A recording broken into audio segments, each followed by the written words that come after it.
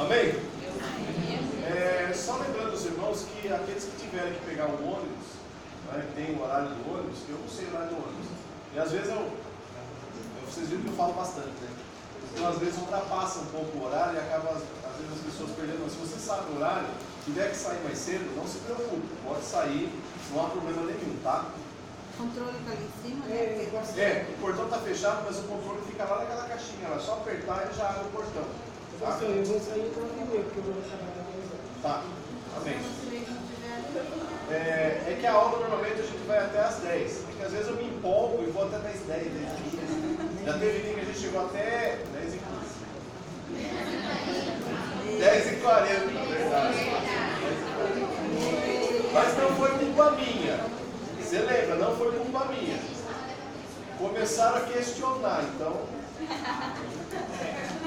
Dá brecha. Não pode dar brecha. Se der brecha, aí. Então vamos lá. Então a situação para o casal, que é José e Maria, começa a se tornar um pouco mais complicado. Tá? Você já conhece essa história de Natal.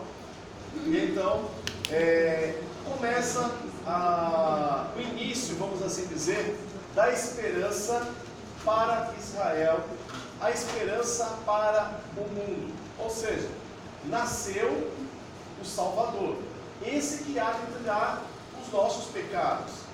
Então ele nasce santo, só que ele terá que passar por todas as provações para se manter santo. Porque não adianta apenas nascer santo e vão matar essa criança que já tem o pecado de todo mundo. Não, ele terá que passar por todas as provações. O que acontece com essa criança é que ela já desde o início, ela já sabe que ela é diferente. Sabe ou não sabe? Sabe. E ela tem um contato com Deus. E esse contato é o que eu acho mais glorioso. Jesus era santo, Jesus era perfeito, Jesus ele era tão glorioso que ele passava quase 6 horas orando por dia, porque ele era santo, ele era perfeito. E nós, com 5 minutinhos, já acho que vai ressuscitar morto. Orar, que vai acontecer. Ainda tem gente que diz, vou fazer uma oração forte.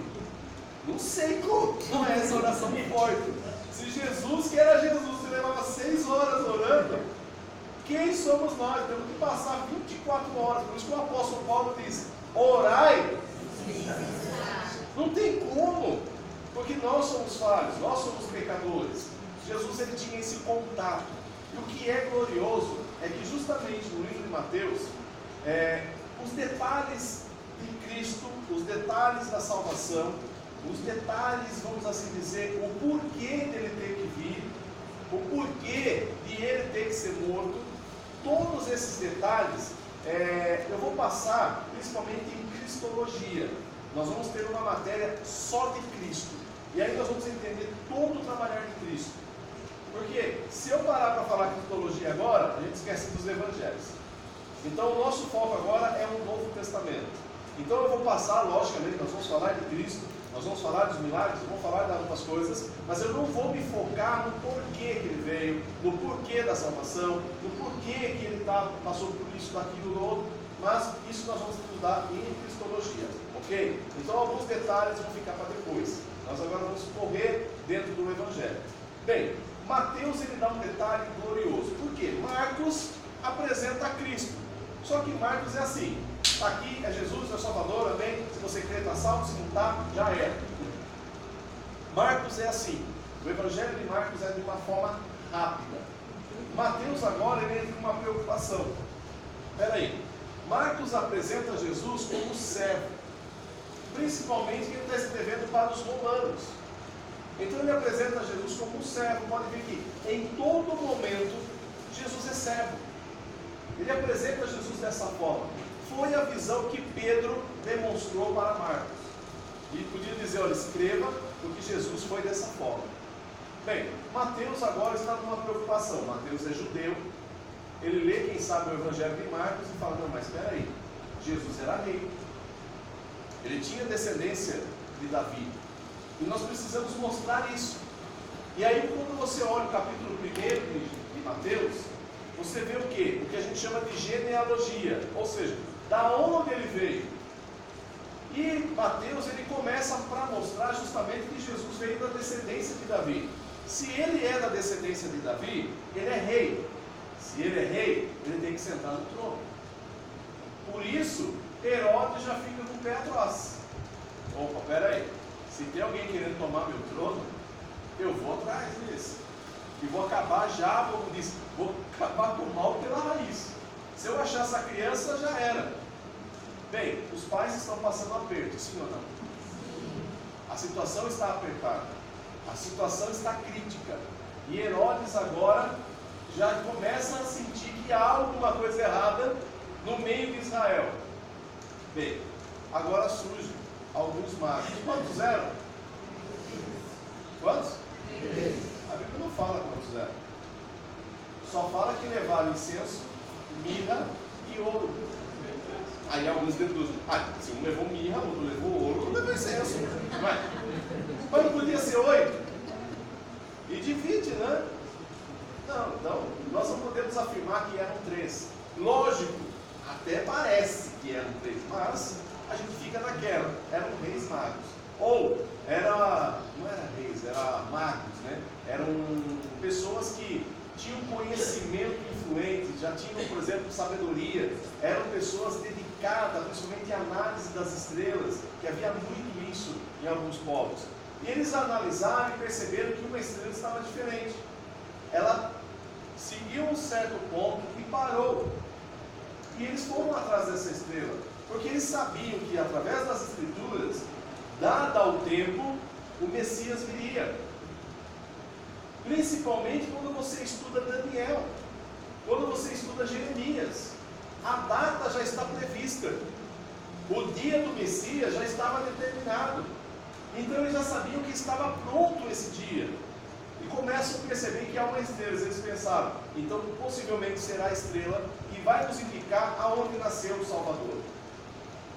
Hoje a ciência fala assim, eu estava vendo uma reportagem, existe um meteoro chamado meteoro do Natal. Não é meteoro, é um cometa, desculpa. Um cometa que é chamado cometa de Natal, que às vezes na sua aparição ele aparece sempre quase na data do Natal. Mas se Jesus nasceu 25 de dezembro, não é? Então ele é Natal, foi nesse dia, né? Bem, 25 de dezembro em Israel é inverno, cai neve. Imagina uma criança quase sem roupinha, dentro da manjedoura, no inverno. Deus também não é cruel assim, né, gente? Pelo amor de Deus. Então era verão, possivelmente abril ou maio. Irmão, nós estamos comemorando errado, não tem problema. Vamos comemorar em abril e maio? Amém? Que dia é Natal, irmão? Que dia é o Natal? Que dia você aceitou ele? Ah, mentira, não te aceitou nada, né? Que dia que você creu nele? Ele nasceu em você? Esse dia é o Natal. Esse dia é a felicidade. Ele nasceu em mim. Ele cresceu em mim. E vive aí? Glória. Bem, esse Natal, então nós não temos uma data. Ah, mas posso comemorar dia 20? Oh, porque dia 25 é pagão. Olha, já na hora que enche o peteiro já, né? Essas coisas, não é? Ah, não pode ter árvore. Ah, não pode. Um dia, irmão, eu tive a paciência de meu irmão mandar uma mensagem, porque eu tinha mandado uma mensagem na Natal, até no meu site, se vocês entrarem lá, marcelomena.com, tem lá as questões do Natal, né? Algumas coisas do Natal. Se você entrar lá, você vai ver alguns detalhes que eu coloco sobre o Natal. E aí ele entrou no meu site, no Facebook, e tem pessoas que gostam de, né, discutir. E começou a falar, porque comemorar Natal dia 25 é pagão, é paganismo, você está errado, você vai para o inferno, não sei o quê. Bom, eu já fui para o inferno tantas vezes que as pessoas mandam, não é? Graças a Deus eu nunca fui para o quinto dos infernos. Graças a Deus. Aí, beleza. Eu falei, nem vou responder, nem vou perder tempo, porque dá raiva, dá nervoso. Eu falei, nem vou perder. Já fiz o texto, está lá, amém. Irmão, Corinthians ganha. Corinthians, sabe Corinthians, né? Ganhou. Quem que comemora? coloca a foto dele com a camiseta. Ah, meu time ganhou. Ai, irmão, daí não aguentei. Aí eu não aguentei. Eu falei, não, é demais, é demais. Se o cara é santo, o cara tá falando de paganismo, e eu tô comemorando Natal, agora o cara vem comemorar time. O que é Corinthians? Aí eu peguei e falei aqui pra ele, pagão. Ah, irmão, se eu sou pagão, vou pro inferno, ele vai também. E vai com a bandeira nas costas dele. Ah, tenha santa paciência. Então, tem coisas, gente, que as pessoas brigam por besteira e mal conhecem as escrituras. Por isso, não se preocupe. Depois você olha lá, tem do dilúvio, tem das gerações anteriores, tem muita coisinha lá. Dá uma olhadinha e você vai ver. Beleza.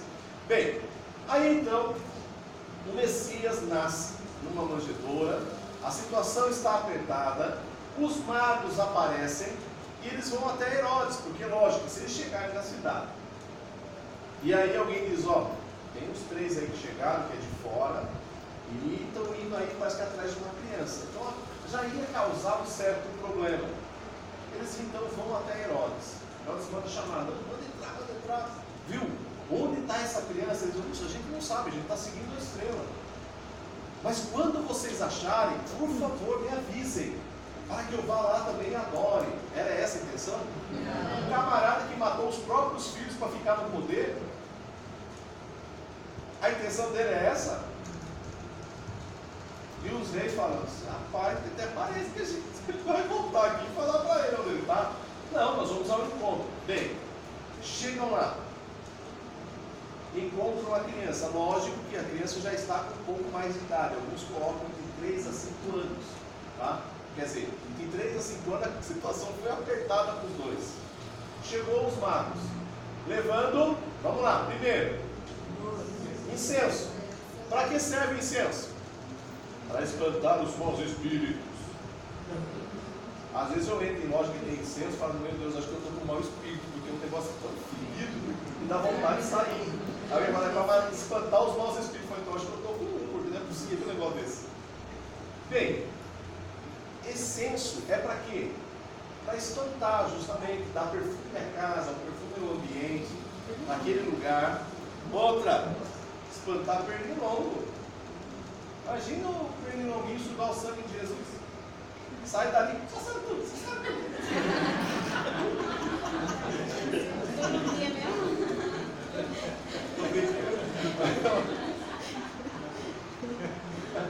Ah, Jesus, perdoa. Ai, meu Deus, mas vamos lá.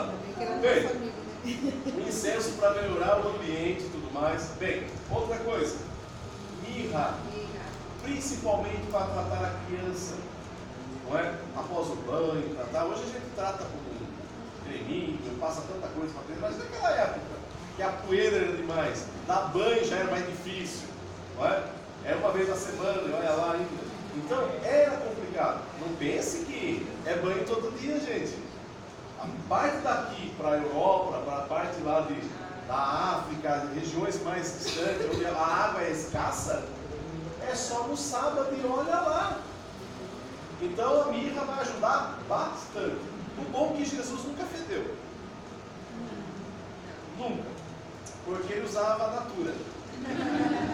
Por que natura? Porque o que nos faz feder é o quê? Quando você sentir aquele cheiro, você fala, meu Deus, esse cara está no pecado. Esse já está fechado. Jesus, que era engraçado, Jesus poderia caminhar, fazer a sua jornada, não havia problema nenhum, porque aquele homem era santo. Por isso que quando a mulher molha os pés dele e vai com o cabelo, não há problema nenhum. Lavar os pés dele, não é? Coisa extraordinária, depois a gente fala sobre isso. Bem, e aí, por último, vai ser dado a ele ouro. O que Jesus com 3 anos de idade vai fazer com ouro? Lógico que não era para ele, né? Era para... Gente, olha a oportunidade que Deus dá. José agora abre a sua primeira loja de carpintaria. Deus providenciou. E começa a fazer negócio. Ou seja, agora ele pode cuidar não só de Jesus, mas dos filhos que começaram a vir. Ele não teve nada com Maria até Jesus nascer. Depois, meu irmão, você vai ver quantos irmãos teve. Não é? E às vezes fala, não, Maria só teve Jesus. Não, irmão, a Bíblia deixa bem claro, ele teve irmãos. Isso tudo em Mateus, você vai ver lá. Bem, então tudo isso já começa a mostrar que Deus está cuidando, Deus está ajudando. Herodes, então, quando começa a perseguir, pega o quê? O anjo aparece e diz, olha, José, pega a criança com a mãe, vai para o Egito. E eles vão para o Egito. Foge dos olhos do rei Herodes. Herodes está doido e está matando criança a rodo. Ele não quer que ninguém assuma o trono. Já viram algo assim? A pessoa não quer largar o trono?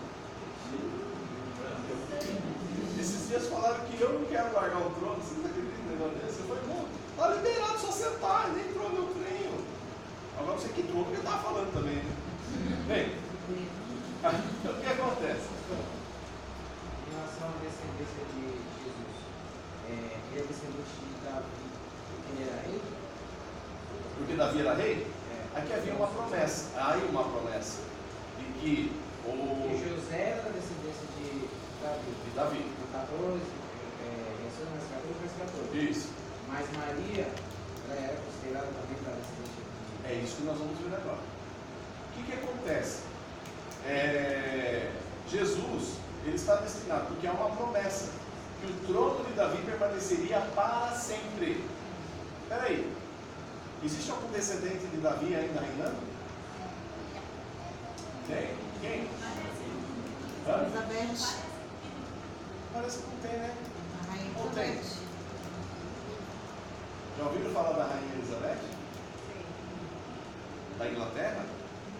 Segundo a lenda, reza a lenda, isso eu não posso provar, existem várias, se você procurar na internet, existem vários motivos de conspiração. Mas o que acontece? Por que até hoje a Inglaterra ainda mantém o trono? Vocês já pararam para imaginar isso? Israel não tem mais trono.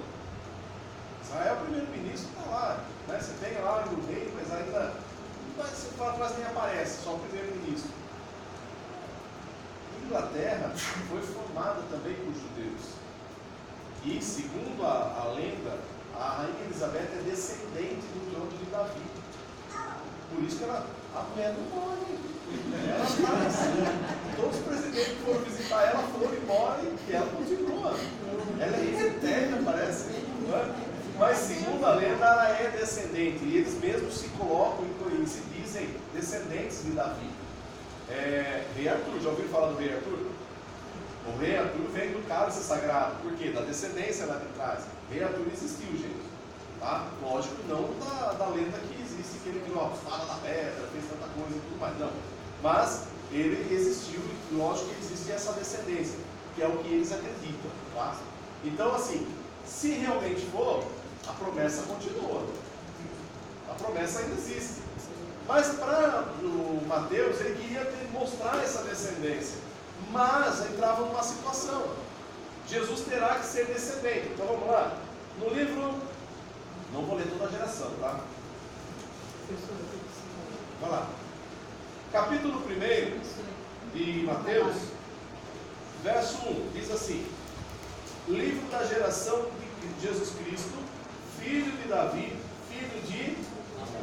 Aí ele coloca, Abraão gerou Isaac. Então quer dizer, a descendência de Jesus vai vir de Abraão. Aí ele vai vir. Aí nós temos um problema nessa descendência. Mateus não se tocou, marcou a descendência, mas nós temos um problema. Vamos chegar aí no verso de número 11. E Josias gerou e seus irmãos na deportação para a Babilônia. E aí depois da deportação para a Babilônia, Jeconias gerou Salatiel. Salatiel gerou Zorobabel. Espera aí, nós temos um problema. Por que existe um problema? Olha a sua Bíblia em Jeremias capítulo 22.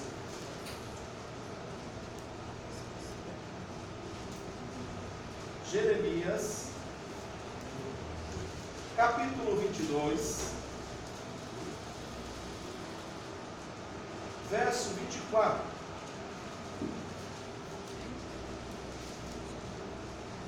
diz assim: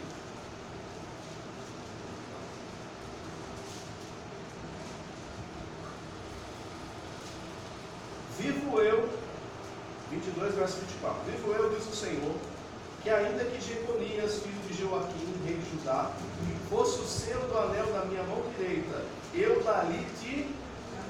Aí você vai ver Deus revoltado com Jeconias. Vamos lá para o verso 30. Depois em casa você lê com o tempo. Assim diz o Senhor: escrevei que este homem está privado de seus filhos, e é homem que não prosperará nos seus dias, nem prosperará o culto da sua geração, para se assentar no trono de Davi e reinar mais em Judá. Opa, peraí. Deus determinou. Dessa descendência de Jeconias vai sobrar alguém para sentar no trono? Mas Mateus está colocando Jeconias. E agora? Então parece que esse descendente que vem não vai poder sentar no trono. Peraí, vamos seguir em frente. Vamos lá em capítulo 1 de Mateus, verso 15. E Eliúde gerou Eleazar, Eleazar gerou a Matã, Matã gerou a Jacó, e Jacó gerou a marido de Maria, da qual nasceu Jesus, que se chama o Cristo. Peraí. José é filho de quem? Jacó. Jesus é filho de José? Ele vai poder sentar no trono? Não, porque Deus já determinou. Nenhum descendente de Jeconias vai se sentar. Então tá certo. Mas e agora? Davi é filho de... Jesus é filho de Davi? Graças a Deus, olha como as coisas se fecham. Surge Lucas. E Lucas faz uma investigação. Só que Lucas não para em Abraão. Ele começa antes. Ele vai lá em Adão. Vamos ler? Lucas capítulo 3.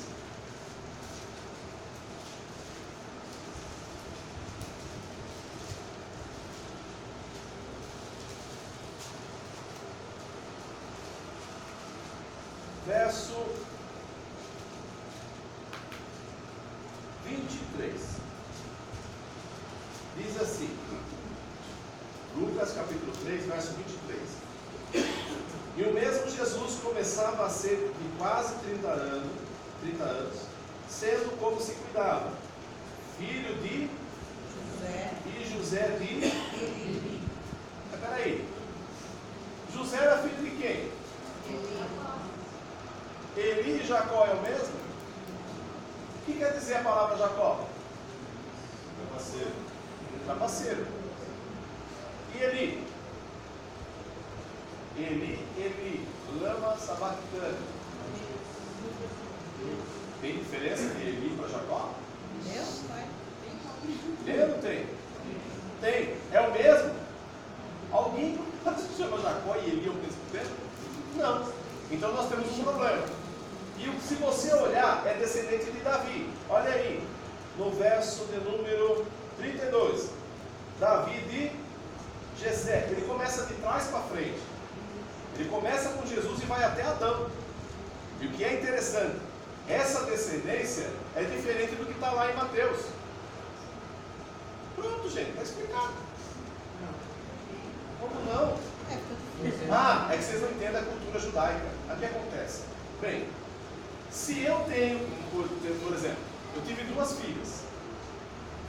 Aí nós temos um problema. Eu não posso deixar a minha geração parar nas minhas filhas. A minha herança não pode ficar para elas. O que vai acontecer? Quando elas se casarem, elas saem e entra o filho. Ou seja, eu não tenho mais filhos, agora eu tenho um filho. Por exemplo, a minha filha mais velha já casou. Então eu teria ele como filho, não ela como minha filha. Por quê? Porque agora ele vai ser o meu herdeiro. Ele vai ser o descendente. O que acontece? É absurdo, mas tudo bem. O que acontece? Não gostou, não. O que acontece?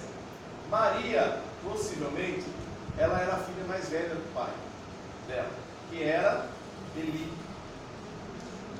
Como ela casa com José, então agora ele trata José como filho. Então agora ele é o descendente. Então quer dizer que por parte de sangue, Jesus é descendente de Davi. que vem da ramificação de quem? Maria. Então nós estamos falando aqui do pai de Maria, que ele abraçou a causa de José. Entenderam? Então dos dois lados ele tinha descendência. Agora o que é mais interessante, quem olhava para Jesus e falava assim: nossa, você é a cara da sua mãe, né? Não tem nada a ver com seu pai. Lógico, né? Ou seja, Jesus era totalmente ligado a Maria, a descendência dele. Ok? Beleza, vamos lá, já falei sobre o nascimento, já falei sobre os magos, capítulo 2. Vamos lá para capítulo 3. Surge um homem, após 30 anos, esse homem já está com 30 anos e 6 meses. Quem é? João Batista. Qual que é? Mateus ou Marcos? Mateus. Tá. Mateus, desculpa, Mateus capítulo 3. E esse homem, ele faz uma coisa inusitada. Ele se apresenta no meio de Israel, dizendo: ei, o Messias chegou.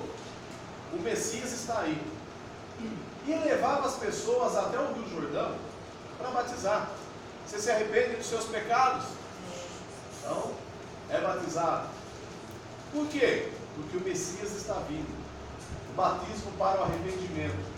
Ou seja, você vai ser batizado, creia que o Messias está vindo. E ele começa esse trabalho. Só que João tem papas na língua. Quando ele vê uma coisa errada, doa de doer, ele vai falar que está errado.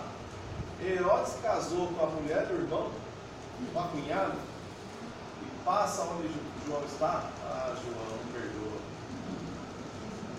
E ele fala e fala assim: está errado, está tudo errado, está fazendo errado. E o que é gozado é que o Herodes gostava disso. Ele gostava de João. Deixa João. E João continuava pregando. E as pessoas admiravam isso, porque ele atacava a autoridade e a autoridade não fazia nada contra ele. E ele continuava batizando. O que você acha de Herodes? Adúltero. Vai para o inferno. Batizando. E todo mundo falando: ninguém faz nada. Aí chegam os doutores da lei. Peraí, se ele está fazendo algo, alguma coisa está acontecendo. Ei, você é o Messias? Não, eu não sou o Messias. Eu sou a voz que clama no deserto. A voz que avisa. Eu não sou digno nem de desatar a sandália dos pés dele. Mas ele está vindo. E olha, ele tem a pá.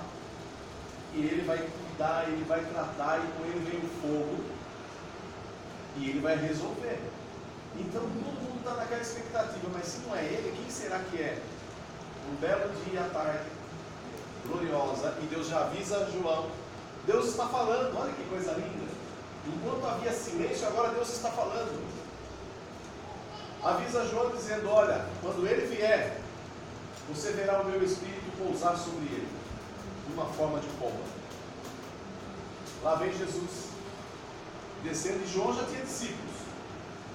Jesus está descendo a ribanceira e vai ao encontro de João. Quando ele chega, é o primo dele. Primo dele. Aí Jesus fala: João, vim me batizar. Senhor, de todas as histórias que eu ouço sobre ti, principalmente familiar, principalmente da sua mãe, do seu pai, você é o Messias. Eu não sou digno de te batizar, porque eu sou pecador. Aí Jesus olha e diz: não, é necessário que se cumpra toda a Escritura. Jesus é batizado nas águas. E batismo é imersão, tá? A própria palavra batismo quer dizer imersão. Ele desce as águas. Quando Jesus levanta das águas, o Espírito Santo vem e pousa em Jesus. Uma coisa que vocês vão perceber agora: Jesus não faz milagre nenhum como ele está como homem. Jesus estava na terra como homem. Voltando uma casa um pouquinho. Então esse no caso foi o primeiro banho de Jesus. Não, eu não posso dizer. Não sei dizer se foi o primeiro banho completo, não sei. Com 30 anos, ficar o primeiro banho completo é esse aqui. Você vê que ele não cheirava mal, não? Mas né? Maria devia ser cuidadosa com o primogênito. Maria tinha que cuidar bem do filho. Bem, então Jesus é batizado, o Espírito Santo pousa sobre ele, a coisa agora muda de figura. Por quê? Jesus estava aqui na terra como um homem, ele nasceu como homem, vocês viram lá em Filipenses. Ele não teve por usurpação querer ser igual a Deus. Isaías diz que tudo estava sobre os seus ombros. Tudo estava sobre os seus ombros. Se o inimigo tivesse vencido e matado, já era, não tinha mais o que fazer, não haveria mais solução. Tudo estava sobre ele, mas ele venceu. Ele passou por todas as tentações e venceu. Jesus é batizado, recebe o Espírito Santo. O Espírito Santo pousa sobre ele. Agora a situação vai mudar. Por quê? Porque agora ele vai sentir um pouco daquilo que ele tinha. Por exemplo, como homem ele tinha visão do futuro, mas com o Espírito Santo, agora sim, porque a presença de Deus agora está nele, está com ele. Bem, Jesus sai daquele batismo. Como seria então quando ele tinha 12 anos e foi alguém? Ele bateu como os escribas, os doutores da lei? Fácil. Quantos por cento do seu cérebro o irmão usa? Eu li, não, nem por cento. Por quê, irmão? Se nós somos criados em imagem e semelhança de Deus, eu acredito que é para ser mais inteligente. Pecados devem ter corroído bastante coisa. O que corroeu? Ah, rapaz. Corrompeu o Eis o pecado. mistério. O que corroeu a nossa mente, o nosso cérebro? A nossa inteligência, a nossa sabedoria. É só você olhar um exemplo lá no Jardim do Éden. Adão era 100% homem, com 100% da sua capacidade. Pensa num homem inteligentíssimo, a tal ponto que deu nome a todos os animais. Assim a Bíblia nos fala. Comeu do fruto que Deus proibiu de comer. Aí ele se olha para Eva, a gente está pelado. O que eles fazem? Pega a folha de figueira, se cobre. Deus se apresenta no jardim. Adão, o que ele faz? Pensa no homem inteligente. Se esconde aonde? Atrás da árvore. É inteligência isso? Deus não sabia? Deus não sabe tudo? Mas se esconde atrás da árvore. Ouvindo a voz de Deus, se esconde atrás da árvore. O pecado acabou com o cérebro, acabou com a mente. Se eu usava 100%, o conhecimento do bem e do mal, agora, Albert Einstein, segundo alguns, podia usar 14% da sua capacidade intelectual. Albert Einstein. Então, se a gente chegar a 6, reduzir de 1% olha por meio? Hã? Posso reduzir de 1% por meio? Ou seja, agora pense, o pecado nos corrompeu. Só que nasceu um homem sem. E eu falo, Jesus na sua capacidade, como ele nasceu, sem pecado, se ele disputasse, na época na Grécia havia já as Olimpíadas, quem ganhava a medalha de ouro? Na corrida, no mergulho. Mas se bem que no mergulho ele andava por cima, né? Mas ganhava, não é? Ou seja, Jesus estava com 100% da sua capacidade, porque a corrupção não entrou nele. Ele estava 100%, um homem perfeito, e a sua mente também trabalhando 100%. Agora pense nessa criança que com 12 anos de idade, o jovem judeu, até hoje, pega aí na sua Bíblia, de Gênesis a Deuteronômio, o Pentateuco. Acharam? Separa ele aí para você na sua Bíblia. Separou? Veja o tantinho que tem aí. Viram? Uma criança de 12 anos, ela tem que saber isso de cor. Porque quando ela vai se apresentar lá no templo do sacerdote, para colocá-la como de maioridade, já com 12 anos, ele pergunta, o que está escrito lá em Deuteronômio capítulo 12, verso 3? Ó, vocês rapidinho já sabendo? Você tem que citar isso de cor.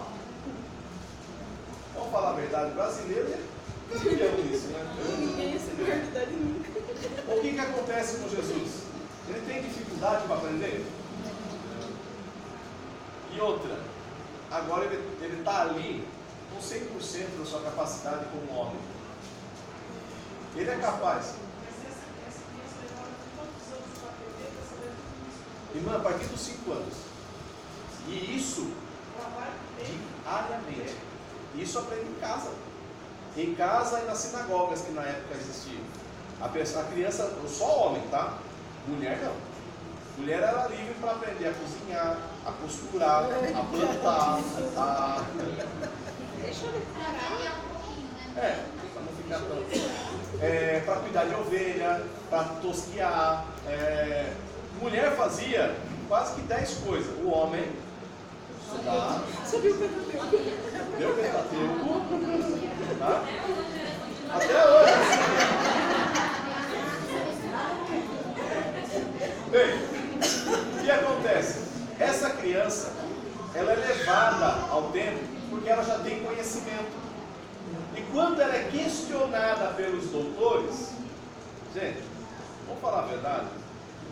Você imagine Jesus com 100% da sua capacidade. Uma criança de 12 anos.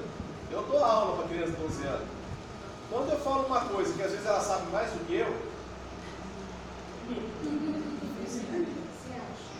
se acha. Professor, tem uma criança na sala de aula, a menina é muito inteligente, muito inteligente. Hoje mesmo eu estava falando sobre a questão dentro da filosofia. O porquê do Sol ficar parado e os planetas girarem em redor. Era uma pergunta filosófica que eu tinha que explicar. Aí eu expliquei, o Sol fica parado devido à força gravitacional, os planetas rodam, mas ele é o maior peso dentro do universo. Se a gente olhar no campo gravitacional, o Sol está no centro, então todos os outros estão rodando ao redor. Simples assim, né? Eu não sou professor de ciências. Aí o menino. Quando eu olhei, falei, pronto. É o Alexandre. Eu ainda fiz de propósito assim, sabe? Uma coisa que eu não estava vendo, porque eu ia explicar na outra. Porque eu falei, ele vai falar. Aí fiz de conta que ele não estava vendo o dedinho dele levantar. Aí falei, então, vocês entenderam? Professor, vocês querem ir no banheiro? Não. Eu quero falar uma coisa. Fala. Sabe o que acontece, professor? Eu estava lendo. Ele disse que nesse campo gravitacional, o Einstein já falava que existe uma força tão poderosa no Sol que ele é capaz, principalmente dos íons e tudo mais. Eu falei, pronto?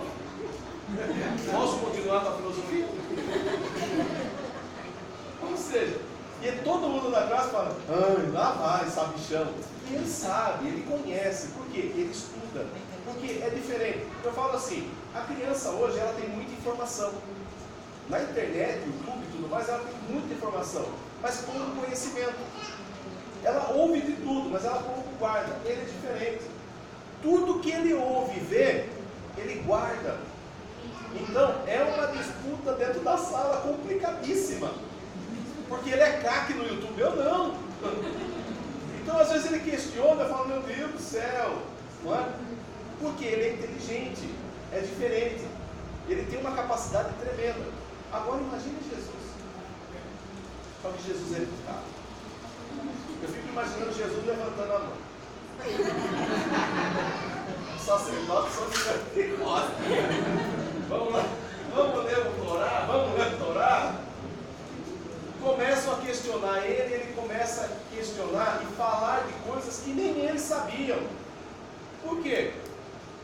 Quando eu li Jeconias, vocês sabiam disso? O que eu fiz?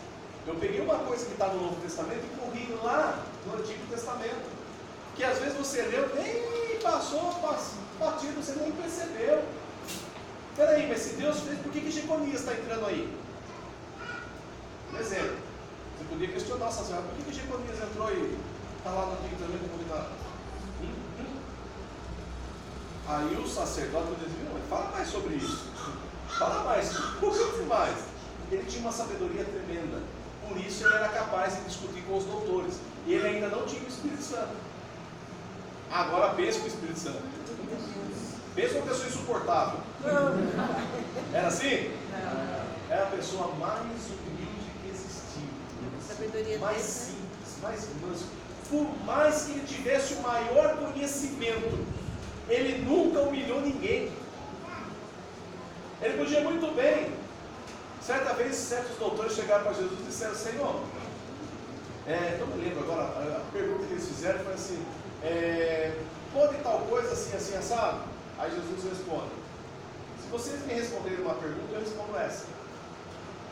Aí Jesus pergunta para eles: batismo de João era de Deus ou não? Aí eles pensaram: se falar que é de Deus, ele vai dizer: por que vocês não se converteram então? E se a gente falar que não é, o povo que está aqui vai apedrejar nós, porque todos foram batizados no João. Senhor, não sabemos a resposta, então por isso eu não vou te dar a resposta. Está certo, não está? Jesus nunca humilhou, Jesus sempre fez isso, sempre trabalhou. É tão glorioso, que naquele momento em que pega uma mulher que foi pega em ato de adultério, levam até ele. Jesus está ali, sentado, escrevendo com o dedo na areia. Chegam para Jesus e disseram: Senhor, jogaram a mulher ali, foi pego em ato de adultério.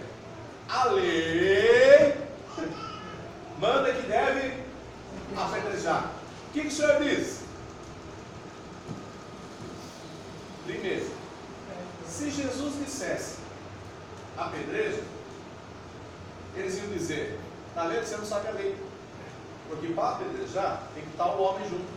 Nós não trouxemos o homem. Então, pegamos você. Você não conhece a lei coisa nenhuma. Se Jesus diz não apedreja, ele vai dizer: peraí, então quer dizer que a mulher adulta ainda pode ficar. Está errado contra a lei. Te pegamos nessa. Ou seja, cercaram Jesus de todos os lados. Aprenda com Jesus. Quando te cercam de todos os lados, o que você faz? Silêncio. Não responda. Não responda. Pense, analise. Olha como a gente aprende com Jesus. Chegaram, jogaram a situação, jogaram a bomba na mão dele. Lotado de gente. Jesus se agacha. Começa a escrever com o dedo na areia. Aí um dia o irmão me perguntou: o que Jesus escreveu, irmão?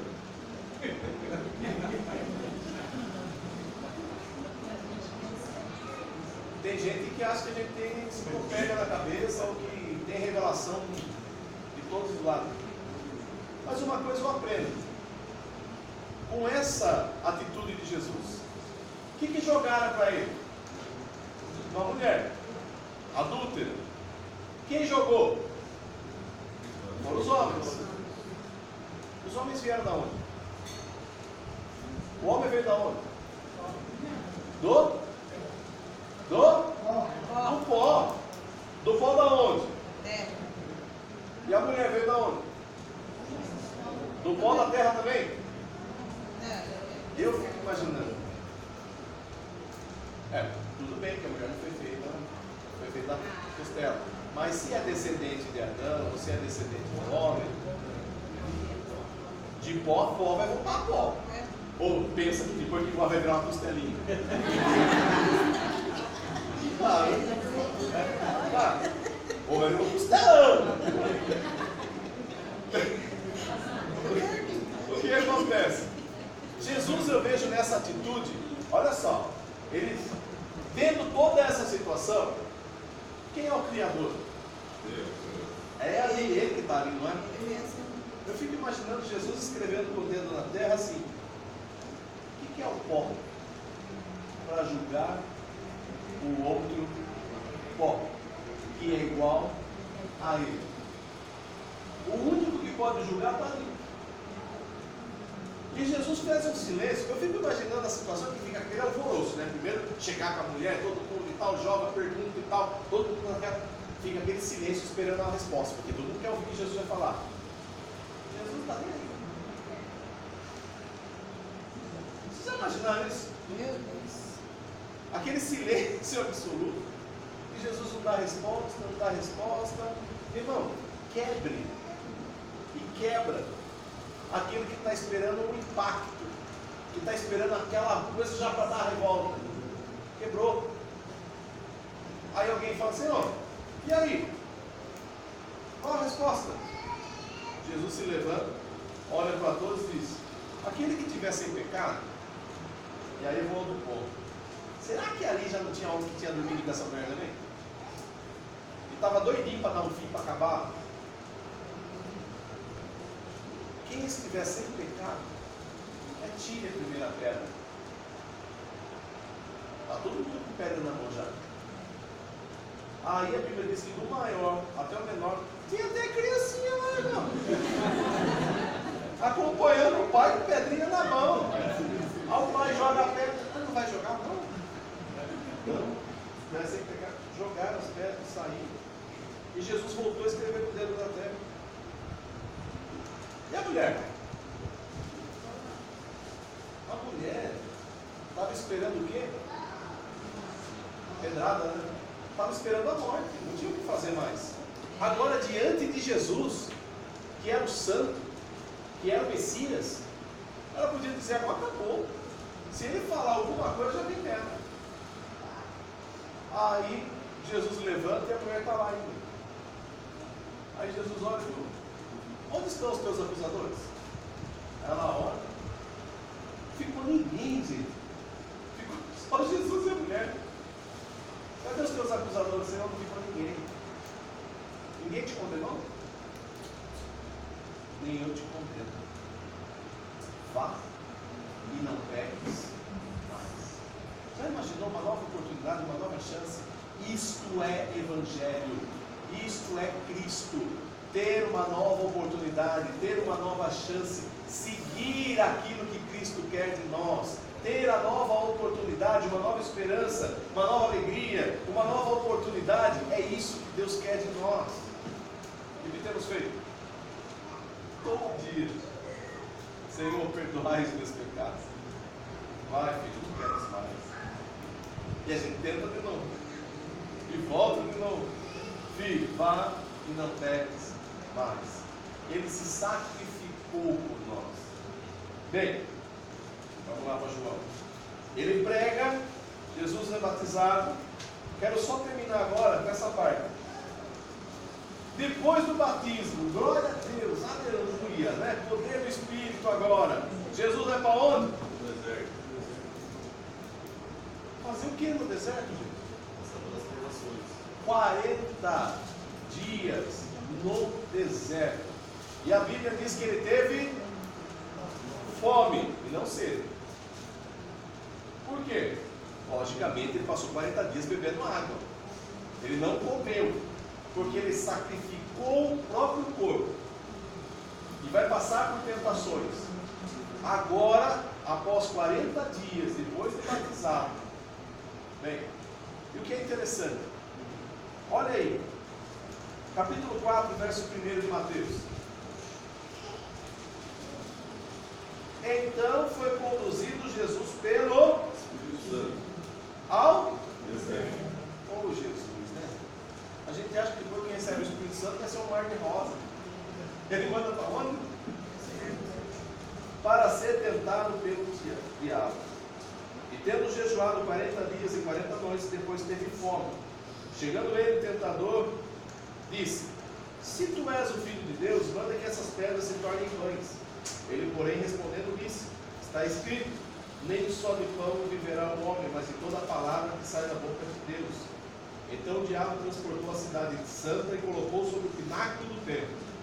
E disse: se tu és o Filho de Deus, lança-te daqui abaixo, porque está escrito: aos seus anjos dará ordem a teu respeito.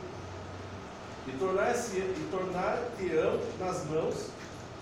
nas mãos, para que nunca tropece em alguma pedra. Peraí. O diabo está tentando ele através do quê? Da palavra. Então o diabo conhece a palavra. E Jesus está rebatendo com a palavra. Irmão, você já pensou se o diabo vem debater com a gente? Hã? Se ele vier debater com a gente através da palavra, o que eu faço? Graças a Deus vocês estão fazendo teologia. Vocês estão buscando conhecimento. Que a hora que vocês estiverem no deserto, O inimigo vai fazer de todas as maneiras para te tentar. O interessante é que o Espírito Santo levou Jesus para onde? E o diabo levou ele para onde?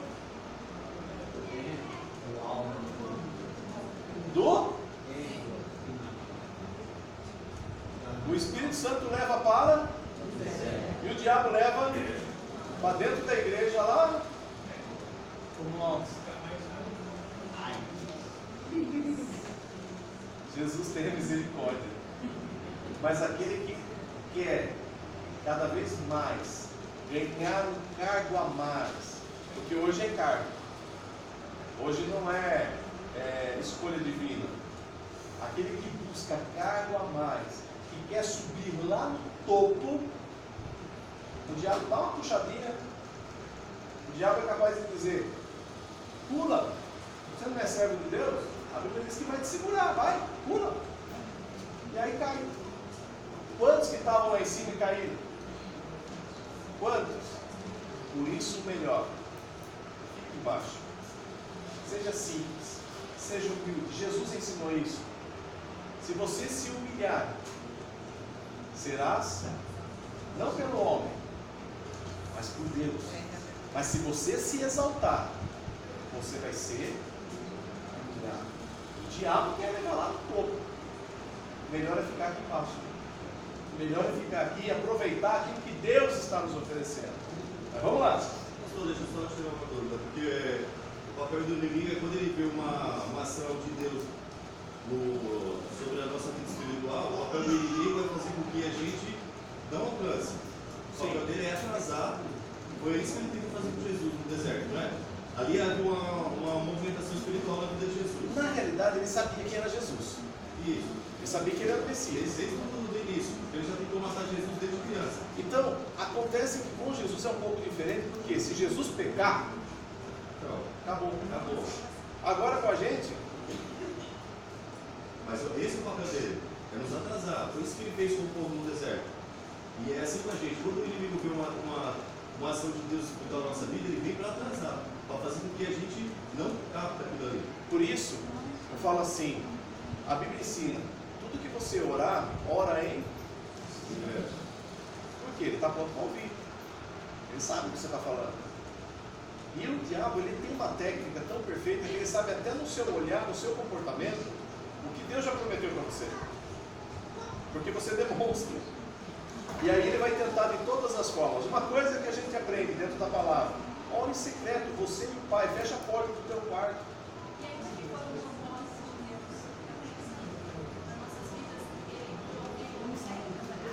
A Bíblia nos ensina que não haverá nenhuma tentação que não haja escape. Deus, ele sabe. Vamos dizer que Deus te prometeu algo. O inimigo vai tentar de todas as maneiras. Mas em todas essas oportunidades, Deus vai te dar um escape. Cabe a você escapar por esse escape. Como alguns dizem, eu estou passando uma luta que não tem solução. Tem sim. Porque Deus nunca dá uma luta que não tem escape. É que você que não está enxergando. Mas existe o escape. Então ele é o único que dá. O inimigo vai tentar de todas as maneiras. Mas o importante é que você já é protegido pelo Senhor. E ele vai te guardar, ele vai te dar o escape na hora certa. Por quê? Se ele tem uma promessa para cumprir, na realidade quem vai conquistar a promessa é você. É como, por exemplo, eu vou separar um soldado, eu quero que ele seja cabo. O que eu vou fazer com ele? Vou treinar ele, né? Ou eu vou só porque eu gostei dele e falo, não, você vai ser cabo hoje, tá? Não, ele vai fazer o quê? Passar por treinamento, vai passar por provações. E nessa prova é que nós vamos ser purificados. Vou chegar lá e Deus vai dizer, eu não vou te dar, você conquistou. A promessa já estava feita, você chegou até aqui. É a mesma coisa chegarmos lá na glória. Por isso que a Bíblia diz que nós somos mais do que vencedores. Mais do que vencedores. Todo dia. Lutando contra principados e potestades. E você enxerga? Não. Não enxerga. E a gente luta, é constante. A batalha é A nessa nossa própria natureza também que já não é fácil. As vontades da carne. O apóstolo Paulo diz, o pecado que habita em mim. Então, quantas vezes você está orando? Você está orando e de repente você pensa uma coisa que não tem nada a ver com a sua oração. Aí você fala, meu Deus, você estava orando. Aí você fala, por quê? O pecado habita em mim. Por isso, fale com Deus. Em secreto no início aí, a gente ora 5 minutos e já está caindo. Já acha que é, não? Mas vamos lá. Novamente transportou. É isso, né? Verso 7. Disse-lhe Jesus também: está escrito, não tentarás o Senhor. Ou seja, não haverá tentação. Jesus está usando a palavra. Novamente transportou o diabo a um monte muito alto e mostrou-lhe todos os reinos do mundo e a glória deles. Disse-lhe: tudo isto te darei se prostrado me adorares. Jesus, por exemplo, questionou dizendo: mas peraí, esse reino não é seu? Não. Falou? Não. Então o reino é de quem? Ele. O mundo jaz no maligno. Você passa por luta, você passa por prova, porque você não é desse mundo. Esse mundo jaz no maligno. E aí termina. Disse-lhe: tudo isso te darei se prostrado me adorares. Então disse-lhe Jesus: vai de Satanás, porque está escrito: ao Senhor teu Deus adorarás, e só a ele servirás. Então o diabo deixou, e eis que chegaram os anjos e o serviram. Depois da tentação, sempre haverá o consolo, sempre haverá a paz, haverá abundância. Mas é por temporário. É temporário. Porque a gente acha que às vezes quando chega o tempo da bênção, a gente fala: ô glória, chegou o tempo da bênção, irmão. No outro dia já vai estar próximo. Não deu nem tempo de aproveitar. Amém? Esses slides, eu falo, às vezes eu esqueço de slides, esqueço das coisas, mas eu mando para vocês em PDF, dá uma lida neles, tá? O que eu estou falando, está tudo aqui. É que às vezes eu não vou ficar perdendo tempo jogar aqui, mas está tudo aí, vocês possam ler. Já estou no 5º slide, eu vou separar aí e já mando para vocês, tá bom? Vamos orar e vamos agradecer? Vamos.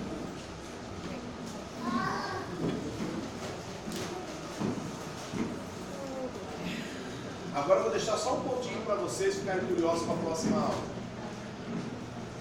Jesus disse que, como Jonas, ele ia ficar 3 dias. e 3 Noites. no ventre. Da baleia. Jesus morreu que horas? 3 horas da tarde. Então, isso foi na sexta.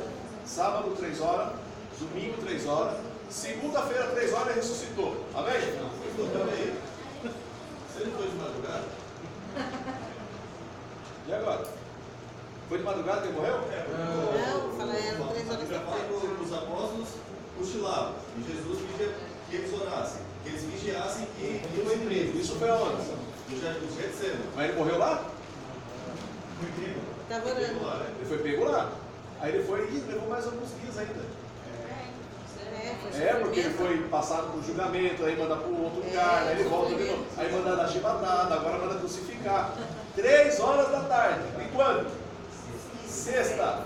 Então, 3 horas do sábado, um dia, 3 horas do domingo, 2 dias, 3 horas da segunda, ele ressuscitou. Se virem. Próxima hora eu respondo. Amém? Oremos. Querido Deus e eterno Senhor, eu te agradeço em nome do teu nome, peço a ti, Senhor, guarda os teus servos, abençoando, derramando da tua graça, da tua unção, ajudando cada um por amor do teu nome, confiando, Senhor, na tua palavra, no teu amor, em tudo abençoa, eu te peço e te agradeço desde agora e para todos sempre. Amém, Jesus. Que Deus nos guarde e até a próxima aula. Ore para Deus dar um refresco para nós.